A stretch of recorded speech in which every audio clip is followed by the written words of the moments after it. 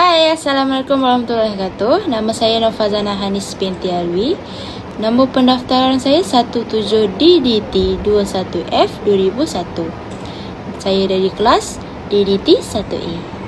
Jadi pada hari ini kami berlima akan membentangkan tentang etika dan peradaban yang ada dalam agama Islam dan kepercayaannya. Jadi saya bermula dengan pengenalan etika. Etika Islam, istilah akhlak atau jamak daripada kulud di dalam bahasa Arab. Yang kedua, sudut bahasa pula, sikap tabiat, budi pekerti, perangai dan tingkah laku. Pada sudut istilah pula, tingkah laku semula jadi daripada keadaan jiwa seseorang individu tanpa pertimbangan pemikiran. Seterusnya, pengenalan peradaban. Pengenalan peradaban berasal daripada Arab iaitu Mudun dan Madain. Ia membawa maksud tinggi budi bahasa atau pembukaan bandar. Dalam bahasa Inggeris disebut civilization yang berasal daripada kata Greek iaitu civitas. Civitas bermaksud bandar. Peradaban juga ditakrifkan oleh unsur-unsur objektif yang serupa seperti bahasa sejarah, agama, adat, institusi dan pengenalan yang subjektif. Terusnya, pandangan sarjana-sarjana dalam Islam. Yang pertama, Muhammad Farid Al-Wajdi dalam bukunya Al-Madaniyah wal Al-Islam yang merujuk kepada masyarakat berdasarkan bandar dan bandar itu merupakan asas serta tempat perkembangan suatu perjalanan. Yang kedua, Ismail Al-Faruqi mendefinisikan peradaban sebagai pencapaian kesempurnaan syarat-syarat sebagai sebuah organisasi sosial yang memajukan bersesuaian dengan sebuah bandar berbanding dengan penduduk desa. Yang terakhir, Muhammad Abdul Jaafar Beck. Suatu rangkaian terdiri daripada fenomena masyarakat manusia seperti bandar, huruf, seni bina, agama, undang-undang dan rangka dasar politik. Assalamualaikum warahmatullahi wabarakatuh. Nama saya Dora Aina binti Abu Bakar dari kelas DDT 1A.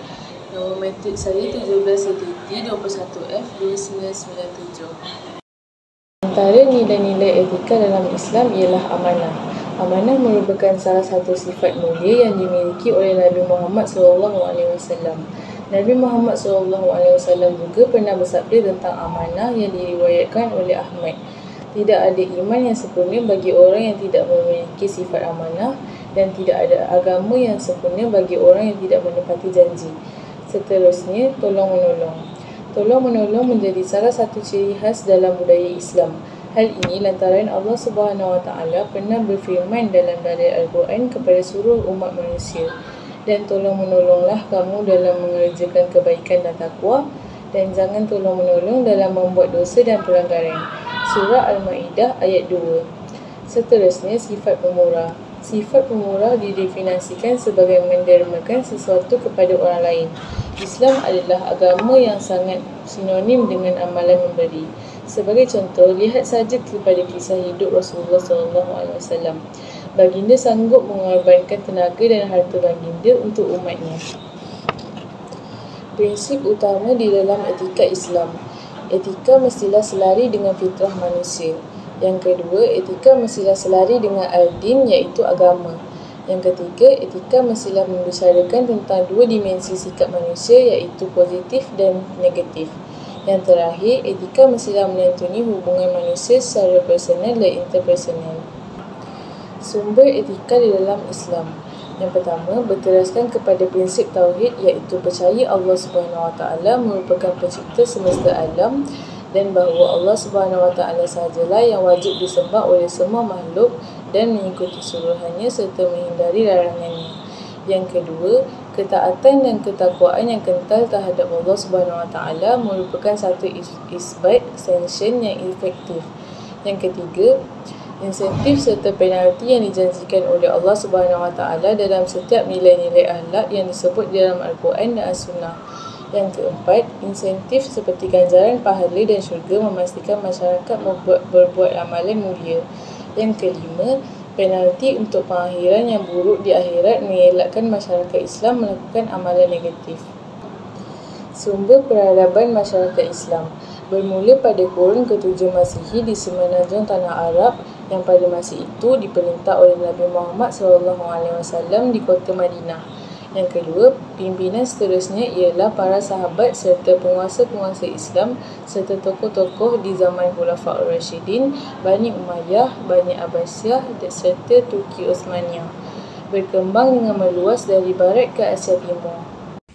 Assalamualaikum, nama saya Farhanis binti Fauzi.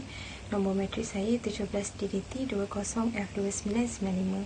Saya dari kelas DDT 3B. Aspek sosial, adab berpakaian. Pertama, menutup aurat. Lelaki perlu menutup dari pusat hingga ke lutut, manakala perempuan pula perlu menutup seluruh anggota badannya kecuali muka, tapak tangan dan tapak kaki. Kedua, tidak menampakkan bentuk tubuh dan tidak jarang. Ketiga, mulakan dengan sebelah kanan. Empat, larangan pemakaian emas bagi lelaki. Adab berbicara. Pertama, mulakan dengan salam. Kedua, bercakap dengan nada yang jelas tanpa keraguan. Ketiga, jangan bercakap mengenai hal orang lain dan membuat fitnah. Keempat, jangan memanggil seseorang dengan panggilan yang tidak menyenangkan. Aspek ekonomi. Pertama, keadilan sosial negara yang dapat menyediakan keperluan asas hidup individu.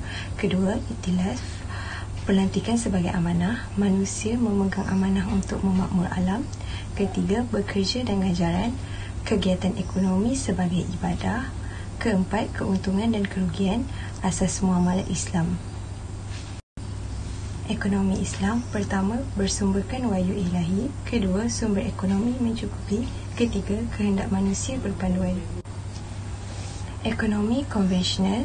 Pertama, bersumbangkan akal manusia semata-mata. Kedua, sumber ekonomi terhad. Ketiga, kehendak manusia adalah bebas dan tidak terhad. Assalamualaikum warahmatullahi wabarakatuh.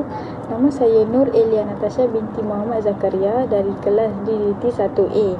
Nombor matrik saya ialah 17 DDT 21F2008.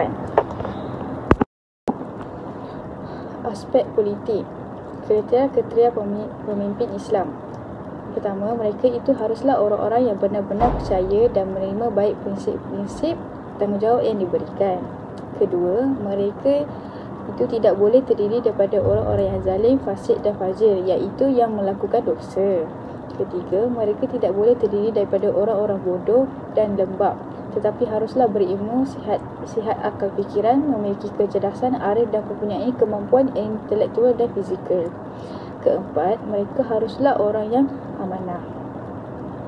Seterusnya, setelah memenuhi kriteria-kriteria tersebut, mereka yang berkuasa haruslah memastikan penguasaannya memenuhi syarat-syarat berikut seperti yang digariskan oleh Ibnu Khaldun dan Al-Mawardi, iaitu memelihara keimanan dan prinsip-prinsipnya yang diakui oleh Al-Salaf, umat yang terdahulu. Seterusnya, melaksanakan keadilan di antara mereka yang bersengketa dan menyelesaikan masalah dalam hal-hal tertentu.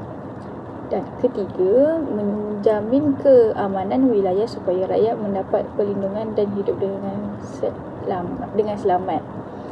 Selain itu, melaksanakan hukuman yang telah ditetapkan oleh syariah serta memelihara lunas-lunas yang ditetapkan oleh Allah dan menjaga hak-hak makhluknya. Seterusnya, memperkuatkan sempadan wilayah dengan kelengkapan pencegahan menghindari keganasan. Selain itu, berjihad menentang mereka yang memusuhi Islam setelah mengajak mereka memeluk Islam atau sesudah memberikan perlindungan sebagai rakyat bukan Islam agar hak Allah tetap terpelihara selaras dengan penyempurnaan agama seluruhnya. Mengenakan cukai dan memungut zakat serta bersedekah berdasarkan ketetapan hukum syariah.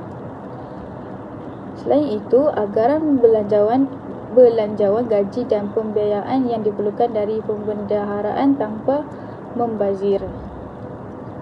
Selain itu, melantik seseorang yang berakhlak mulia dan berkemampuan untuk memegang jawatan yang diamanahkan bagi mengatasi harta kekayaan negara serta mentadbir masalah-masalah kenegaraan. Akhir sekali, menyediakan penyalaan peribadi dan pemeriksaan terhadap masalah umum bagi memajukan bangsa dan melindungi agama. Assalamualaikum, nama saya Nur Isha Usna binti Ruslan. Saya daripada kelas DDT 1A dan nombor pendaftaran saya ialah 17 DDT 21F 2006. Ajaran dan kepercayaan Islam. Sebagai umat Islam, kita mestilah percaya terhadap rukun Islam. Yang pertama, mengucap 2 kalimah syahadah. Yang kedua, menunaikan solat 5 waktu. Yang ketiga, menunaikan zakat. Yang keempat, berpuasa di bulan Ramadan. Yang kelima, mengerjakan haji bagi yang mampu. Seterusnya, percaya terhadap rukun iman. Yang pertama, beriman kepada Allah Subhanahu Wa Taala. Yang kedua, beriman kepada malaikat. Yang ketiga, beriman kepada kitab. Yang keempat, beriman kepada para nabi dan rasul. Yang kelima, beriman kepada hari kiamat. Dan keenam, beriman kepada qada dan qadar. Kesimpulannya, sudah terang lagi bersuluh bahawa isu-isu dan etika dalam peradaban dalam agama Islam dan kepercayaannya mempunyai banyak persamaan. Selain itu, kedua isu ini berasaskan Al-Quran dan Al-Sunnah yang mendasari etika. Selain itu, walaupun tamadun Melayu pada mulanya menerima pengaruh animisme serta Hindu-Buddha, prinsip-prinsip Islam lebih ditekankan dalam adat-adat yang menjadi garis panduan etika bagi masyarakat. Akhir sekali, etika dan peradaban dalam Islam dan kepercayaannya bukan sahaja menekankan kemajuan dalam bentuk kebendaan sahaja, malah kemajuan dari sudut bukan kebendaan juga perlu seiring agar pembangunan dapat dikecapi secara holistik yang bermaksud bersifat saling berkait antara satu sama lain sebagai suatu sistem bersepadu yang menyeluruh, bukan sekadar menyentuh aspek-aspek tertentu sahaja. Sekian, terima kasih daripada kami kumpulan 3.